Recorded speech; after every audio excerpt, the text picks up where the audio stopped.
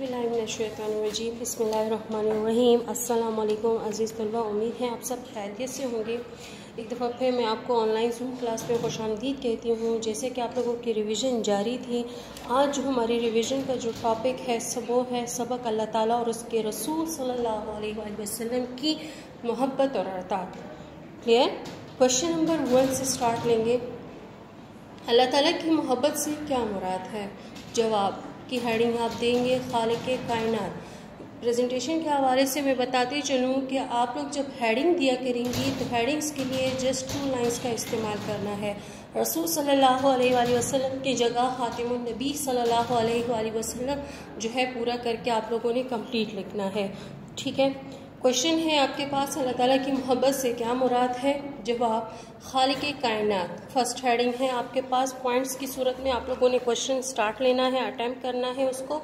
Point number 1, इंसान जब अपने वजूद और कायनात के बेशुमार मज़ाहिर पर गौर करता है तो उसे ये मालूम करने में कोई दिक्कत या मुश्किल महसूस नहीं होती कि कोई कुदरत रखने वाली, परवरिश करने वाली और हिकमत और दानाई वाली ज़ात जो है ज़रूर मौजूद है, जो इन तमाम पर हुक्मरान है और इन्हें क़ुव्वत अता कर रही है और बढ़ने की सलाहियत जो है बख्श रही है। इंसान जब सोचता है कि जब एक कुर्सी और एक प्याला, एक मेज़ या एक मिट्टी का प्याला भी बग़ैर किसी बनाने वाले के तैयार नहीं होता तो ये ज़मीन, आसमान, चाँद, सूरज और इंसान के वजूद में ये बेशुमार बेशुमार क़ुव्वतें जो हैं वो भी तो किसी की खालिक की कुदरत, रहमत और हिकमत से पैदा जो है हुई होंगी। क्लियर? पॉइंट नंबर 4, ये अल्लाह की ज़ात है जिसकी तख्लीक के जलवे जो है हर जगह नुमाया है। इंसान की अज़मत इसी में है कि वो अपने खालिक को तस्लीम करके और इसकी मोहब्बत में सरशार रहे। कुरान मजीद ने इसी जानिब इशारा करते हुए इरशाद फरमाया, तर्जुमा, ए लोगों, अपने उस रब की इबादत करो जिसने तुमको पैदा किया। हवाला जात को आप लोगों ने मार्कर से जो है अटेम्प्ट करना है। एक मार्कर से आप लिख नहीं है। अगर आपने ब्लू से उसको लिखा है तो आप लोगों ने ब्लैक पेन से जो है उसको अंडरलाइन करना है। क्लियर? अगर ब्लैक से लिखा है तो ब्लू पेन से जो है बॉल पॉइंट से उसको अंडरलाइन करना है। क्लियर? नेक्स्ट हेडिंग है इबादत और बंदगी। अब इबादत और बंदगी का तकाजा है कि पैदा उसी ने किया है तो उसी का हुक्म भी मानो। आँख उसने दी है तो उसकी रज़ा के मुताबिक देखो। मतलब कि जिस तरह अल्लाह ताला ने हमें हुक्म दिया है उसी के मुताबिक जो है हम उसका इस्तेमाल करें।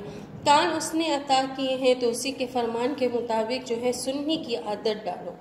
सोचने की क़ुव्वत उस परवरदिगार की अता करदा है तो हर लम्हा उसकी ज़ात, कुदरत और उसके अहकाम पर गौर करो। थर्ड वन हेडिंग है आपके पास, अल्लाह ताला के साथ मोहब्बत। अल्लाह ताला के साथ मोहब्बत में फ़र्स्ट पॉइंट है आपके पास, सोच का ये दुरुस्त ज़ाविया मोहब्बत इलाही की दावत देता है। उसका एक मामूली हुस्न सलूक उम्र भर इसके एहसानमंदी का बाइस बनता है। पॉइंट नंबर 2, तो जो ज़िंदगी बख्शता है तो उसके लिए सारी उम्र मोहब्बत के जज्बे परवान क्यों न चढ़ाएं।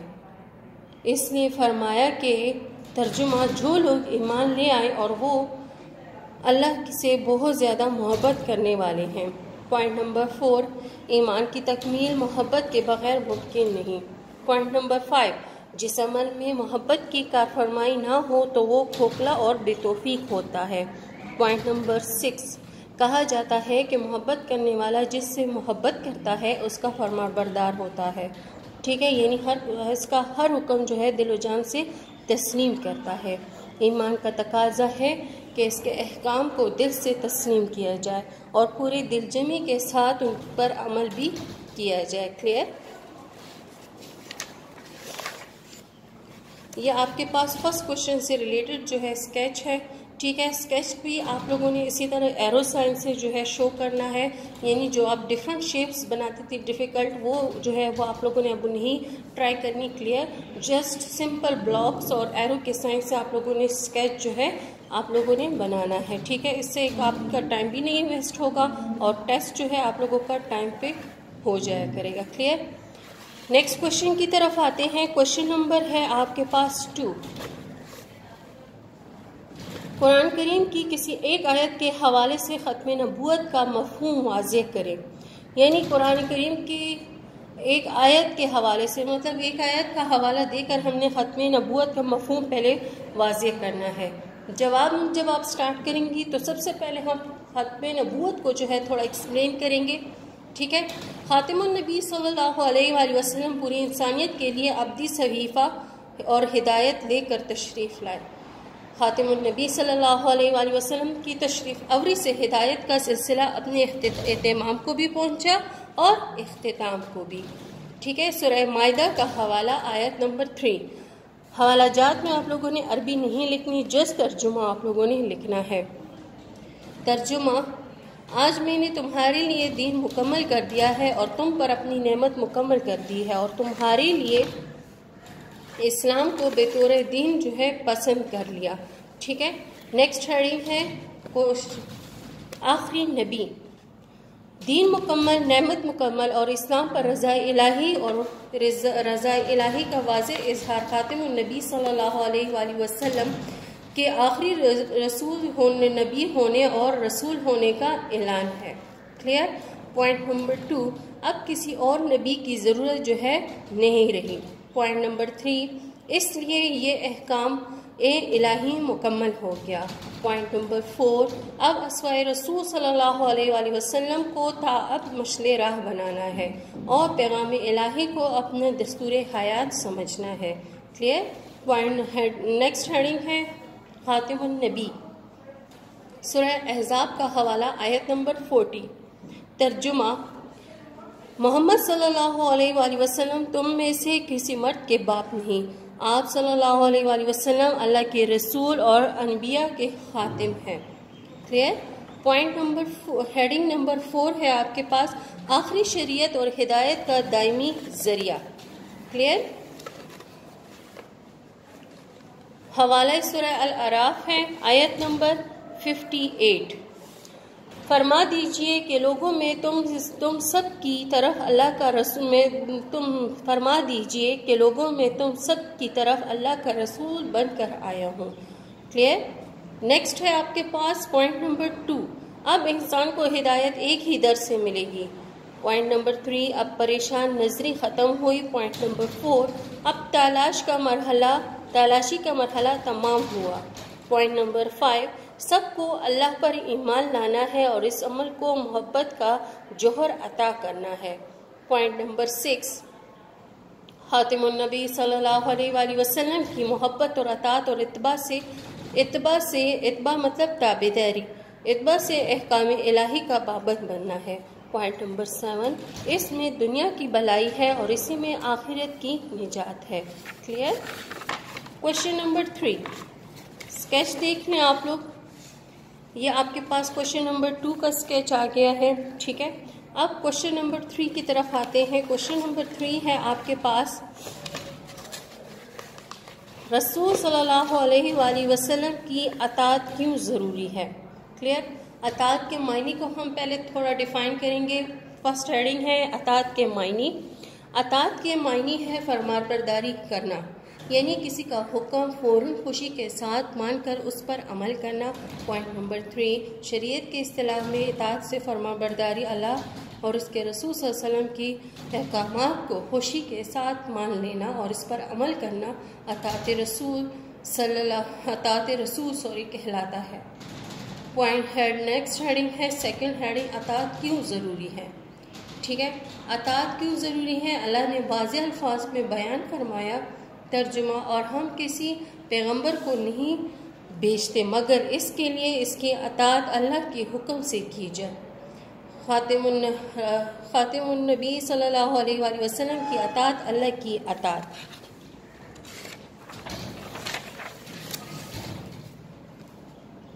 ہمیں چاہیے کہ ہم خاتم النبی صلی اللہ علیہ وآلہ وسلم کے ارشادات پر عمل کریں اور اللہ کی رضا حاصل کریں. پوائنٹ نمبر 2، اللہ کی اطاعت کے ساتھ اطاعت رسول صلی اللہ علیہ وآلہ وسلم کا حکم جو ہے دیا گیا ہے.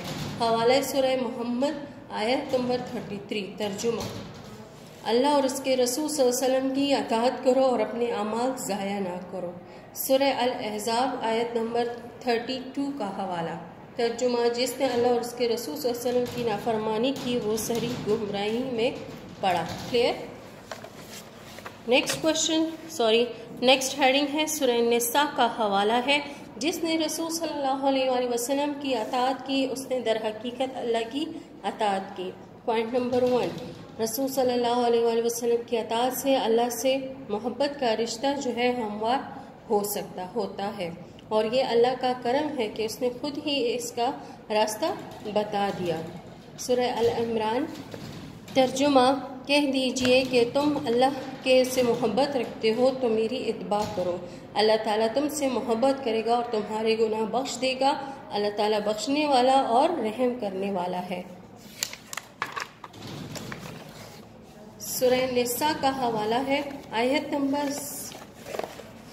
65۔ تمہارے رب کی قسم یہ لوگ اس وقت تک ایمان لانے والے نہیں جب تک وہ اپنے تنازعات میں آپ صلی اللہ علیہ وآلہ وسلم کا حکم نہ مانے، اور پھر یہ کہ جو فیصلہ آپ صلی اللہ علیہ وسلم کریں اس پر تنگ دل نہ ہو بلکہ پورے طور سے اسے تسلیم کر لیں۔ حوالہ سورہ الحجرات آیت نمبر 1۔ ترجمہ: اللہ تعالیٰ اور اس کے رسول صلی اللہ علیہ وآلہ وسلم سے آگے نہ بڑھو اور اللہ اور اس کے رسول صلی اللہ علیہ وآلہ وسلم سے ڈرتے رہو۔ احادیث کا حوالہ دیں گے ہم۔ احادیث کے حوالے سے اب ہم بات کریں گے۔ گفتگو میں سلیقہ، عمل میں مطابقت اور رویوں میں اطاعت پیدا ہوگی تو تقویٰ کا حق ادا ہوگا۔ اسی لیے ضروری ہے کہ اللہ تعالیٰ کے احکام اور رسول صلی اللہ علیہ وسلم کے ارشادات کو جاننے کی کوشش کی جائے۔ نبی اکرم صلی اللہ علیہ وآلہ وسلم کا ارشاد ہے۔ ترجمہ: تم میں سے کوئی اس وقت تک کامل ایمان والا نہیں ہو سکتا جب تک میں اسے اپنے آباء اولاد اور تمام لوگوں سے زیادہ جو ہے محبوب نہ ہو جاؤں۔ پھر فرمایا۔ ترجمہ: تم میں سے کوئی اس وقت تک ایمان والا نہیں ہو سکتا جب تک اس کی خواہشات ان کے احکامات کی تابع نہ ہو جو میں لایا ہوں۔ کوشچن نمبر 3 کا سکیچ ہے آپ کے پاس۔ کلیئر؟ پھر ہے آپ کے پاس نیکسٹ کوشچن نمبر 4۔ نبوت کے جھوٹے دعوے داروں پر نوٹ لکھیں۔ یہ آپ کے پاس گرلز جنرل کوشچن ہے۔ کلیئر؟ یعنی بک کے میٹ سے جو ہے یہ آپ کو دیا گیا ہے، یعنی جنرل کوشچن ہے جو عموماً جو ہے پیپر میں آتا ہے آپ کے پاس۔ سب سے پہلے آپ لوگوں نے عقیدہ ختم نبوت کو ایکسپلین کرنا ہے۔ کلیئر؟ ختم نبوت کو ایکسپلین کریں گے پہلے۔ ختم نبوت کی برکت سے ہمارا دین مکمل آخری دین ہے، ہم آخری امت اور ہمارے پیغمبر حضرت محمد صلی اللہ علیہ وآلہ وسلم آخری پیغمبر ہیں۔ آپ صلی اللہ علیہ وآلہ وسلم کے بعد کسی کو منصب نبوت سے سرفراز نہیں کیا جائے گا۔ ختم نبوت کے عقیدے کے قرآن کریم کی تقریباً 100 آیت مبارکہ اور آپ صلی اللہ علیہ وسلم کی تقریباً 210 احادیث مبارکہ میں جو ہے واضح طور پر بیان کیا گیا ہے۔ ٹھیک ہے؟ اب نبوت کے دعوے داروں کی ہیڈنگ ہم دیں گے، یعنی جنہوں نے نبوت کا دعویٰ کیا تھا، جو نبوت کے جھوٹے دعوے دار تھے، اس کو ایکسپلین کریں گے۔ فرسٹ پوائنٹ ہے آپ کے پاس، جو بھی شخص آپ صلی اللہ علیہ وسلم کے بعد نبوت کا دعویٰ کرے گا تو وہ قرآن اور حدیث اور اجماع امت کی روح سے جھوٹا، کذب، مرتد اور دائرہ اسلام سے خارج ہے۔ نبوت کے دعوے دار مندرجہ ذیل ہے۔ نبی کریم صلی اللہ علیہ وآلہ وسلم کے دور میں نبوت کے دعوے دار، یعنی عہد رسالت میں حضور صلی اللہ علیہ وسلم کے دور میں جس نے جھوٹی نبوت کا جو تھا دعویٰ کیا تھا وہ کون تھا؟ دیکھیں آپ، نبوت کے ایک جھوٹے دعوے دار اسود انسی کو قتل کرنے کے لیے نبی کریم صلی اللہ علیہ وآلہ وسلم نے فیروز دالمی نامی صحابی کو جو تھا روانہ فرمایا تھا۔ کلیئر؟ تاکہ وہ اس کو ختم کر دے، یعنی اس نے جو نبوت کا جو تھا جھوٹا دعویٰ کیا تھا۔ پھر ہے حضرت ابوبکر صدیق رضی اللہ تعالیٰ عنہ کے دور میں نبوت کے جھوٹے دعوے دار۔ کلیئر؟ فرسٹ ہے آپ کے پاس، حضرت ابوبکر صدیق کے دور خلافت میں مسلمہ قذاب کو نبوت کا جھوٹا دعویٰ کیا تو حضرت ابوبکر صدیق رضی اللہ تعالیٰ عنہ نے اس کی سرکوبی کے لیے لشکر روانہ فرمایا۔ پوائنٹ نمبر 2، لشکر اسلام نے مسلمہ قذب کے لشکر کو شکست دی اور اس جنگ میں تقریباً 1200 کے قریب صحابہ کرام اور تابعین جو تھے وہ شہید ہوئے۔ عبد المالک بن مروان کے دور میں ختم نبوت کے جھوٹے دعوے دار۔ عبد المالک بن مروان کے دور میں حکومت میں نبوت کے جھوٹے دعوے دار جو تھا وہ کون تھا؟ حارث دمشقی کو کذب کو جو کذاب تھا کو سزائے موت دی گئی، اور ہر دور میں نبوت کے جھوٹے دعوے داروں کے خلاف امت مسلمہ نے پوری واحدیت کے ساتھ اسلام اور مسلمانوں کا دفاع کیا۔ کلیئر؟